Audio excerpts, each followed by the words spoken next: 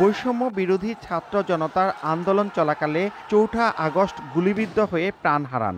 Battery চালিত autorickshaw চালিয়ে ১০ বছর ধরে হার্টের বাল্ব সমস্যায় থাকা স্ত্রী রুমা বেগমের চিকিৎসা ও ২ কন্যা সহ ৪ জনের সংসারের হাল ধরেন রিয়াজুল। কিন্তু তার এই মৃত্যুর পর পরিবারটি চরম অনিশ্চয়তায়।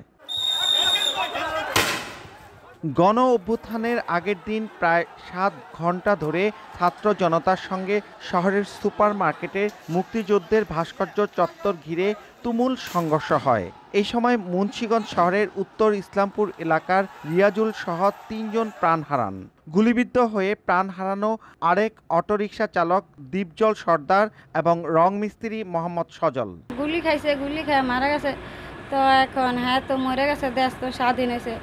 তো এখন মনে করেন আমার 2টা মেয়ে আছে, আমি অসুস্থ মানুষ, কীভাবে চলবো?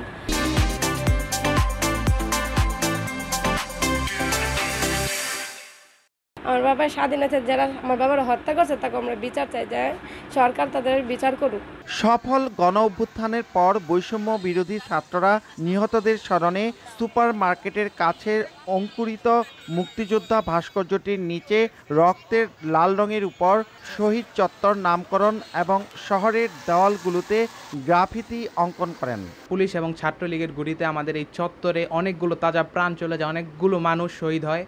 তারা দেশের জন্য এই জায়গায় শহীদ হওয়ার কারণে আমাদের এই চত্বরকে শহীদ চত্বর নাম দেওয়া হয়েছে। হাসপাতাল কর্তৃপক্ষের তথ্য অনুযায়ী এই চত্বর ঘিরেই ৪ আগস্টের সহিংসতায় ৩ জনের প্রাণহানি সহ অন্তত ৯৫ জন আহত হয়েছেন।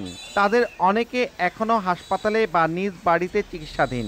এছাড়া এই গণ আন্দোলনে রাজধানী টঙ্গী, যাত্রাবাড়ী ও চিটাগাং রোডে আরও অন্তত মুন্সিগঞ্জের ৬ ছাত্র জনতা প্রাণ হারিয়েছেন। নাসির উদ্দিন উজ্জ্বল, সময় সংবাদ, মুন্সিগঞ্জ।